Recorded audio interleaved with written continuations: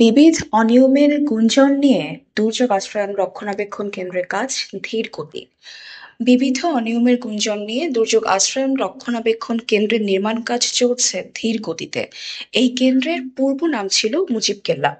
রাজশাহীর চারঘাট উপজেলার রাউথা নামক স্থানে দুর্যোগ আশ্রয়ণ রক্ষণাবেক্ষণ কেন্দ্রের নির্মাণ কাজ চলমান রয়েছে। দুর্যোগ ব্যবস্থাপনা ও ত্রাণ মন্ত্রণালয়ের অর্থায়নে এই প্রকল্পের কাজ চলমান রয়েছে। আশ্রয়নের নির্মাণ শেষ হলে সুফল পাবে নদী ভাঙন এলাকার ক্ষতিগ্রস্ত পরিবার।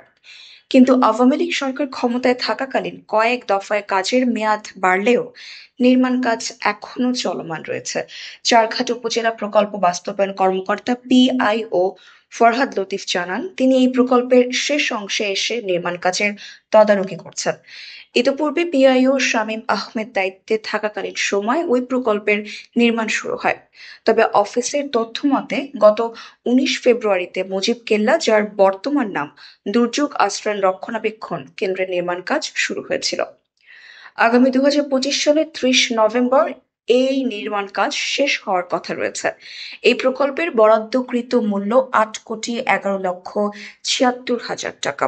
তবে চুক্তি মূল্য 7,41,16,300 টাকা।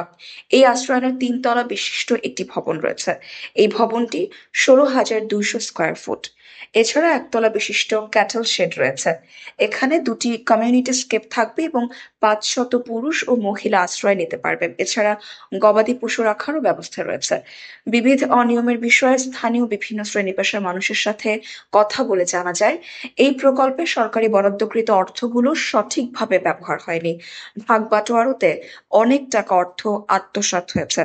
সংশ্লিষ্ট দপ্তর সহ রাজনৈতিক ব্যক্তিদের সহযোগিতায় নির্মাণ উপকরণগুলো নিম্নমানের ব্যবহার করা হয়েছে বলে অভিযোগ করেছেন স্থানীয়রা। নিউজ ডেস্ক, আজকের টাইমস।